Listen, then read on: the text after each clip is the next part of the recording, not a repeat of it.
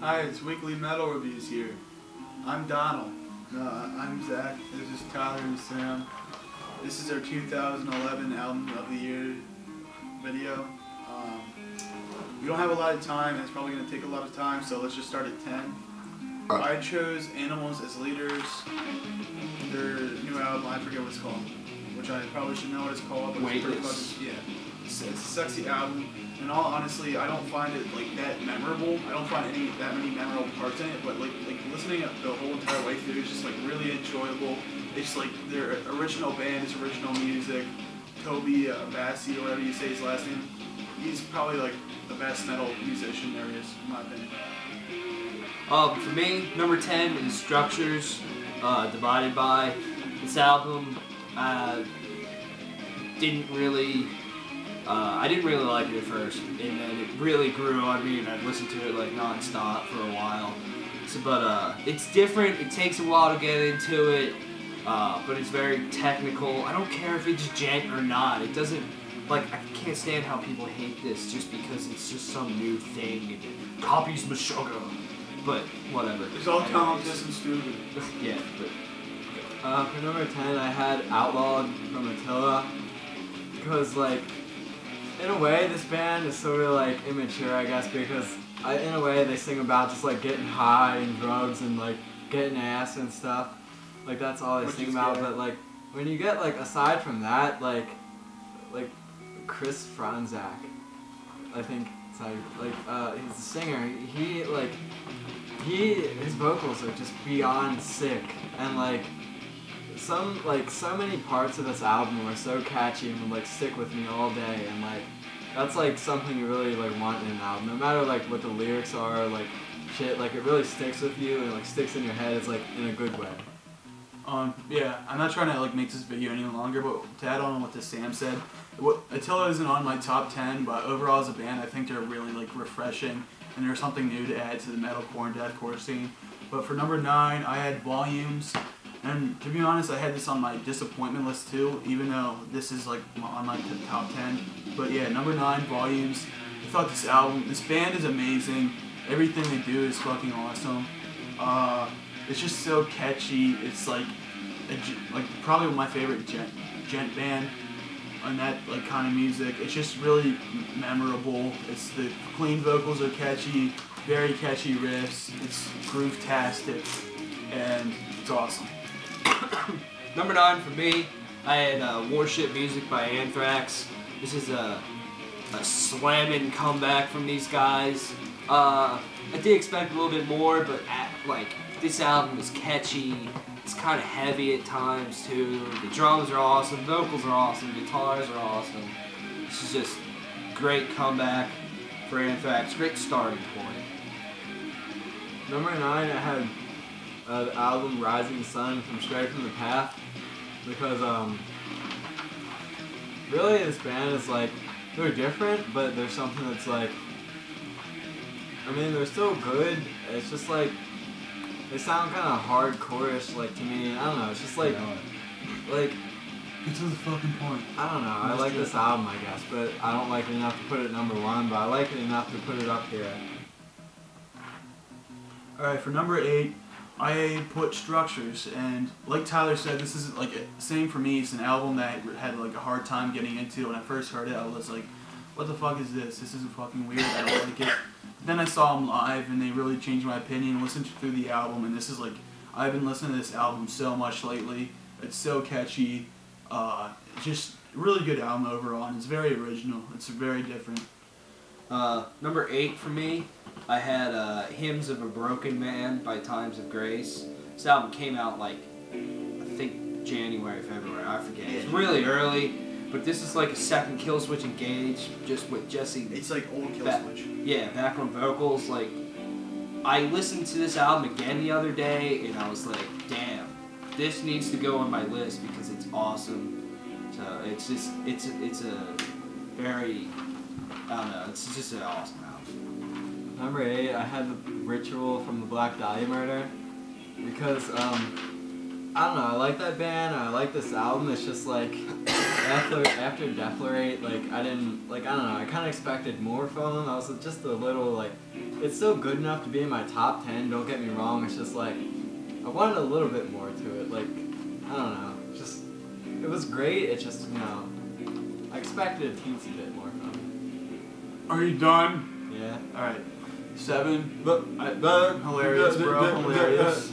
Way to add. Good album. Yeah. All right. Number 7. It Prevails. Stroma. This album's awesome. It's very catchy. It's something new.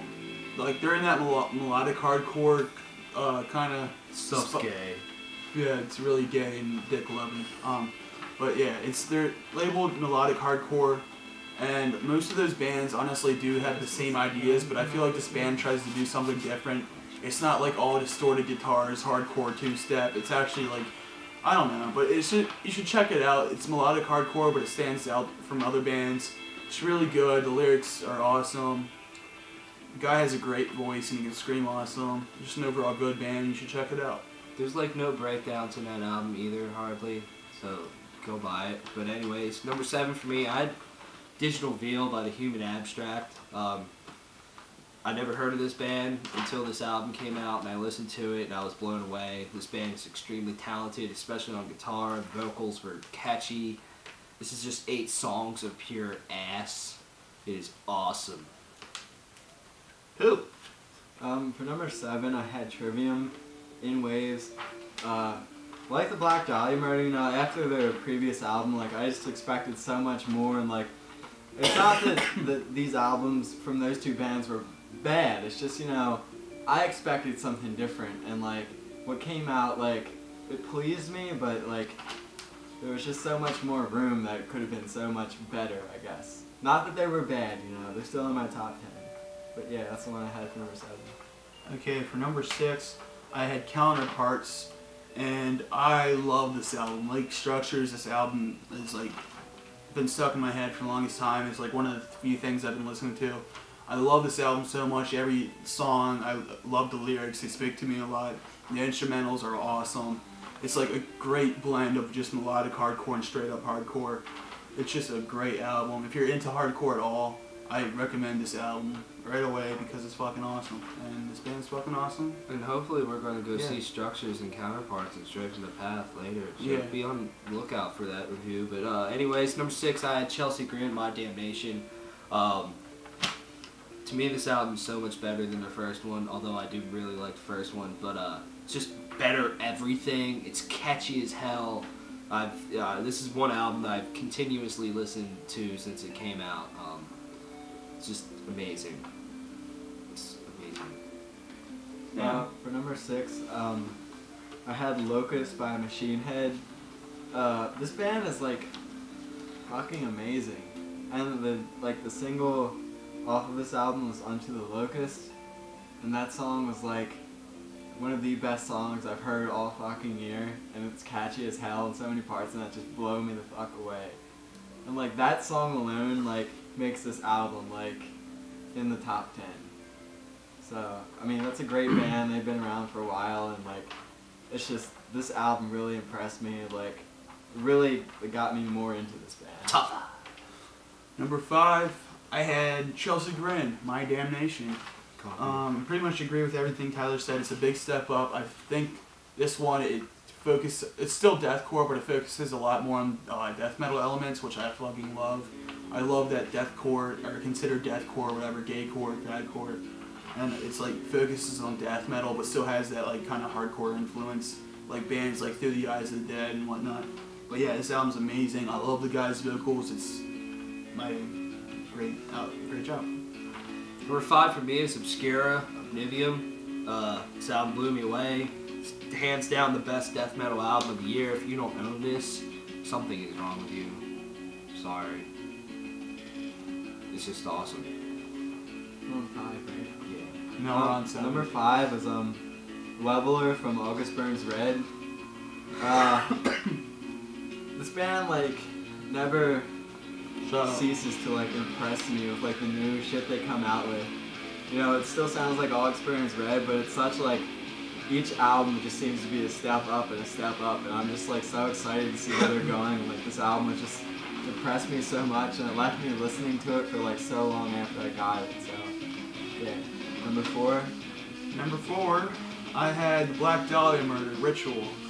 Fucking great death metal release. Probably honestly, it's my favorite death metal album, I guess. But yeah, everything on here is catchy.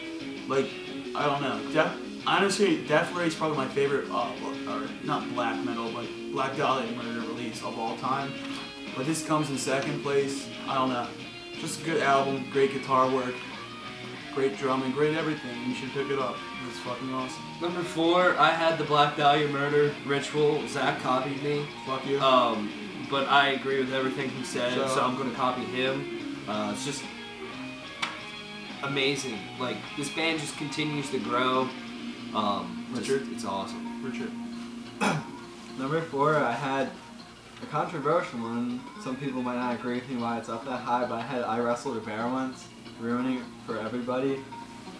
Because like, I feel like their first album was good, but this album was just such a step up, and like, just everything seemed like great. Like so many parts of this album were so catchy and so off the wall different that like, it's like a breath of fresh air from like normal other bands that I would usually listen to, but it's still good enough like that like it made it in my top 5. Like I just really like this album. I really appreciate this band, and I love Chris's cleans and just so much about this album. Alright, number 3 now? Okay, number 3. I had Blood Runs Black, Instinct. I thought this should be a return album because it took them like 400 years to release this. But anyway, I thought this album was pretty, like, it's just really good. It's a whole entire step up. Like, I loved Allegiance a lot, and like, this album just tops Allegiance. Like, some people might not agree with that, but it is, like, I don't know. I just love this album. The musicianship is a lot better, even though they had like pretty much new guitarists and a new singer now. The guitar work's amazing. The title track on the album blows my mind. It's a great album, and if you like metalcore and like just anything on that line, you should pick this up because Blood Runs Black is a pretty legendary metalcore band. Number 3, I had August Burns Red Leveler. This is just, to me, this is better than Constellations, which is hard to top. It really grew on me. I loved it at first, and then it grew on me more. But to me, Empire is like the song of the year. One of them is just incredible song, incredible guitar work. This is metalcore that everybody should check out because it's amazing. 3? Yeah. For 3, I actually had I Declare War, the album from I Declare War, called I Declare War. Because I love Jamie Hanks. I even named Christmas after him. I called it Hanksmas. Because that guy is just so sick of a fucking vocalist, and this band is so just heavy. I mean, some people just consider them generic deathcore, like generic deathcore breakdowns, generic this, generic that, but they're just slow, and they're heavy, and they just rip your nuts off when you listen to them. And I just really like that about this band. I love how just fucking heavy and just, like, I don't know, I just love how sick this band is. Alright, number 2, I had August Burns Red, Leveler. Like Tyler said, I agree with him, everything. I can't wait to see what this band does next, even though this was just released. I can't, like, when Constellations came out, I was just like, holy shit, this is an amazing, catchy album. I don't know if they can do anything better than this. And then this came out, and at first, honestly, it was like, and then, like, a few more listens, and I was, like, hooked. This album's amazing. They're from our hometown. They're probably one of my favorite bands, probably my second favorite band of all time, so everything this band comes out with, I'm gonna love forever. And it's a great band. It's metalcore at its finest. And we don't like them just because they're from our hometown. We like them because we like them. True. But anyway, number 2, Born of Osiris, The Discovery. Oh my god, this album is freaking unbelievable. The only complaint I have with it, I feel like it's a little too long, but that's just me. This is probably one of the most talented bands I've ever heard in my life. It's just everything about this. This is catchy as shit. This is just everything. I love it. Number 2! Number 2, I had This Is Where It Ends from All Shall Perish. Because, like, this album was just, like, everything on it I liked.